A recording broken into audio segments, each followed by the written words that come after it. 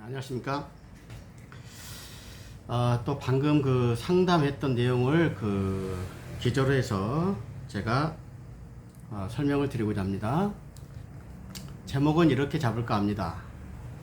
서울 아파트값 9억으로 헤쳐모여. 이제 전부 9억으로 헤쳐모이게 되어 있습니다.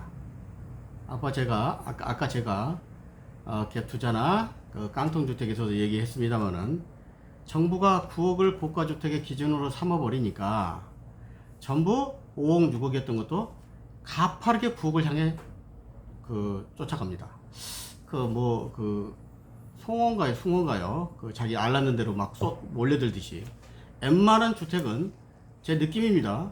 서울에 있는 웬만한 아파트는 9억으로 전부 수렴하고 있고, 고가주택은 엄청난 규제를 가하기 때문에 하락을 하고 있고. 자, 그러나 현재 서울 아파트 가격은 하락을 멈췄죠. 당연히 그러리라고 다 예상을 했던 겁니다만, 한 달 전에 제가 어떤 신문에 나오는 도표를 보고, 여러분들 이런 게 있습니다. 저 같은 경우는 분석해주고 도표 그래프를 보고 저는 판단해서 실행에 옮길 수 있도록 도와주는 사람이지 분석가는 아닙니다. 그런 사람들은 책상에 앉아서 그래프 보고 통계 보고, 제가 볼 때는 그건 너무너무 쉬우리라고 봅니다. 한 번만 딱 정해놓고 어디 사이트 들어가고 하면은. 그러니까 실제 그런 분들은 그 경험이 없는 거죠. 저희들은 그걸 판단하고, 저거는 쓰레기 정보다, 아니면 거기서 그 황금 같은 정보를 캐내는 역할, 그런 걸 하고 있다고 생각하면 됩니다. 그래서 그때 한 달 전에 설명을 하게 되면 빨리 하락 지역이라고 한 달 전에 하락하고 있다, 이런 데는 그러니까 별로 안 좋다, 그런 걸로 의미했습니다. 강남 3구 목동 분당 지역을 그렇게 얘기했죠. 뭐 한남동 이런 쪽고, 용산구 이런데. 그 다음에 보합세 지역을 강북구나 서대문구 그런 쪽을 보합이다, 떨어지지도 않고 올라가지도 않다. 그 다음에 상승 지역을 강서구, 금천구, 구로구에 있다, 이렇게 했습니다. 그때 제가 여러분들에게 앞으로 투자 가치는 어떤 게 좋겠느냐고 딱 잘라 얘기했습니다. 하락 지역이다. 지금 현재 상승 지역이 아니다, 그런 얘기했습니다. 지금 현재 경기가 극심하고 코로나가 온 상황에서 상승 지역은 그렇게 향후에는 핵심 지역이 아니다. 이 도표가 여러분들에게 어느 지역으로 투자해야 된다는 것을 가르쳐 주겠다. 지난 영상 하나 보시면 알 겁니다. 그런 얘기를 해준 적이 있습니다.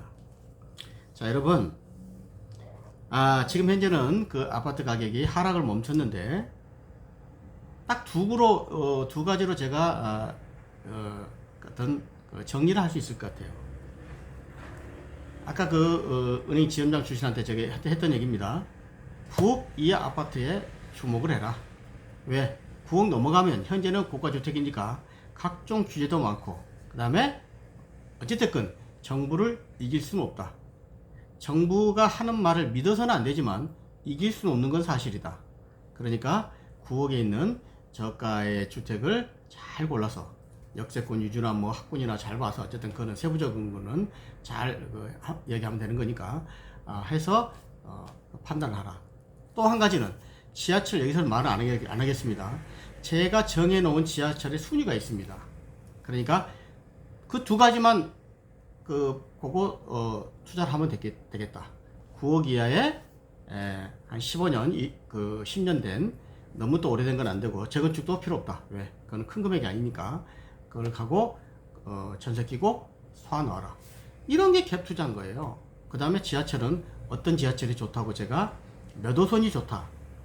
그러니까 이제 흔들리지 마라. 자, 정리했습니다. 지하철 몇 호선만 딱 따라가라. 그 다음에 9억 이하 아파트에 중층단지 잘 고르면 5, 6억짜리가 천지에 있다.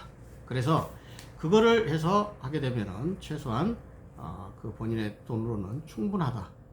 이런 게 갭 투자인 겁니다. 이게 무슨 하여간 또 한 가지 말씀을 드리겠습니다. 왜 이렇게 9억으로 헤쳐모이게 되냐면은 9억 이상은 모든 규제가 정부에 타깃이 되고 있거든요. 아까 말씀한 대로 정부는 서민을 위한다. 저소득층을 위한다 하면서 9억 이하에는 다 풀어주고 있잖아요. 아까 전세 금액을 풀어주고 있잖아요. 제가 이 말씀을 좀 명심하십시오. 임대주택 거주자들은 평생 못 산다. 이거 아주 중요한 얘기입니다. 정말 진심으로 해드릴 말씀입니다. 네. 어떤 경우든 제가 무슨 부동산 사라 마라 이렇게 부추기는 사람 절대 아닙니다. 그러니까 어찌됐건 자기 돈을 투자해서 그리고 융자도 갖고 이자도 갖고 살고 있는 걸 아끼고 전략하고 놀러가지 않고 이렇게 해서 세금도 내고 이런 사람들이 결과적으로 10년 20년 지나면 부자가 돼 있더란 얘기입니다.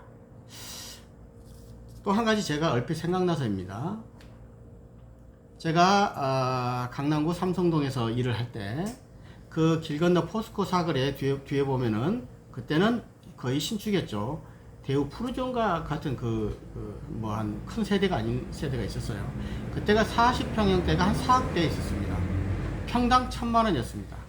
그 당시 20년 전에 음마 아파트는 31평하고 34평만 밖에 없는데 그때 음마 아파트도 3억에서 4억 정도 됐었습니다. 거의 가격이 똑같았죠. 그래서 저희들이 그렇게 얘기했던 적이 생생히 기억납니다. 야, 진짜 강남의 아파트가 평당 1,000만원이라니. 여러분, 지금 여러분들이 제 말씀을 듣고 있으면 얼마나 웃음 나온 얘기입니까? 강남에 꽤 좋은 요지 중에 요지 그런 아파트들이 지금 평당 1,000이었었습니다. 지금 여러분들이 30억, 25억 막 이렇게 하지 않습니까? 그만큼 인플레이션이 된 거죠. 좋게 보면 돈의 가치가 없어진 거죠. 그랬었단 얘기입니다. 그때 사서 재산세 내고 꾹 눌러 앉은 사람들은 지금은 이미 중산층 대열에 들어섰습니다. 그거 하나만 갖고도 물론 20년 동안 열중 쉬어하고 있진 않았겠죠. 그런데 이제는 어떻게 됐습니까? 서초구 새 아파트 같은 경우는 평당 1억 시대를 넘어섰죠. 그렇습니다. 30평형대가 30억이 넘어갑니다. 평당 1,000만원대 우리가 깜짝 놀랐었는데 20년이 지난 지금은 평당 1억이 됐습니다. 이거에 대해서는 길게 설명을 안 하겠습니다. 그냥 여러분의 판단에 맡기겠습니다.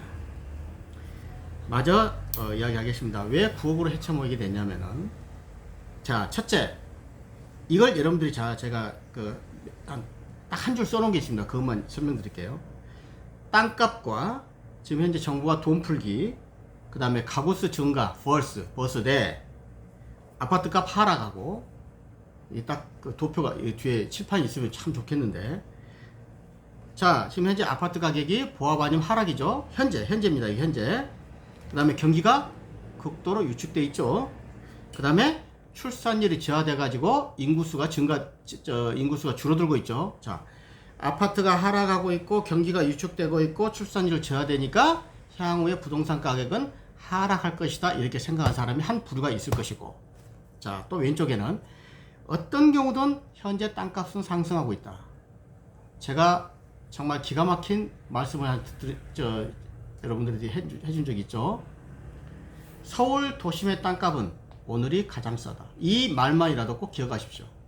서울 도심의 땅값은, 대지값은, 뭐 대지라는 건 모든 걸 말하는 겁니다. 아파트 기초가 되는, 빌라의 기초가 되는, 뭐 오피스텔 기초가 되는, 상가의 기초가 되는 대지 땅값은 오늘이 가장 싸다. 그러니까 땅값은 지속적으로 상승할 것이다. 그 다음에 정부가 어마어마한 양적 완화를 하고 있죠. 돈을 풀 것이다. 그러니까 아파트 가격은 상승할 것이다. 땅값은 상승하니까 아파트 가격은 상승할 것이다. 그 다음에 출산율이 저하돼서 인구수는 증가하고 있으나 가구수는 증가할 것이다. 1인 가구 증가하잖아요. 1인 가구 증가해요. 가구수는 증가할 것이다. 그래서 핵심 지역의 아파트, 그 다음에 좋은 지역 말하는 겁니다. 지하철 역세권이나 그런 지역의 아파트 가격은 9호선으로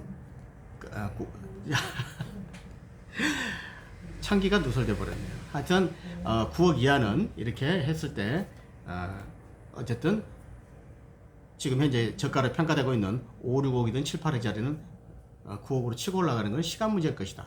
이렇게 생각하고 있는 두 부류가 있어요. 땅값은 상승하고 돈 풀기 하고 가구수 증가해서 아파트 가격이 상승할 것이다. 아니다. 아파트 가격은 이제는 출산율 저하되고 인구가 줄어들고 있고 경기가 위축되고 있고 회복할 기회도 없고 그러니까 아파트 가격은 하락할 것이다. 이렇게 생각한 두 부류가 있다고 쳐요. 여러분들은 어느 길에 들어서겠냐는 얘기죠. 그것도 여러분들이 잘 판단하시라는 얘기입니다. 그래서 모든 거는 향후에 일단 기준이 전부 서울 지역에, 그 다음에 서울 지역이 아닌다 하더라도 분당이나 판교 막 이런 데는 다 좋은 거니까 전부 9억으로 수렴될 것이다. 그리고 나중에는 차후에는 제가 생각할 때 항상 주장하는 겁니다. 고가주택의 기준을 15억으로 올려야 됩니다. 물론 제 말 안 듣겠죠. 그러나 저는 항상 꾸준히 주장합니다. 지금의 왜 시세를 반영을 해야 되죠. 지금 9억으로 전부 이제는 9억이 다 넘어갈 건데 웬만한 건 다 넘어가게 돼 있어요. 그래서 서울 도심의 모든 아파트 가격은 9억으로 헤쳐모여 해놓고 향후에는 15억으로 또 15억 헤쳐모여. 그래서 이런 얘기가 나옵니다. 그럼 여러분들 잘 판단해 보십시오. 돈의 가치가 이렇게 계속 떨어지게 되는 거예요. 실물 가치가 증가하게 되고.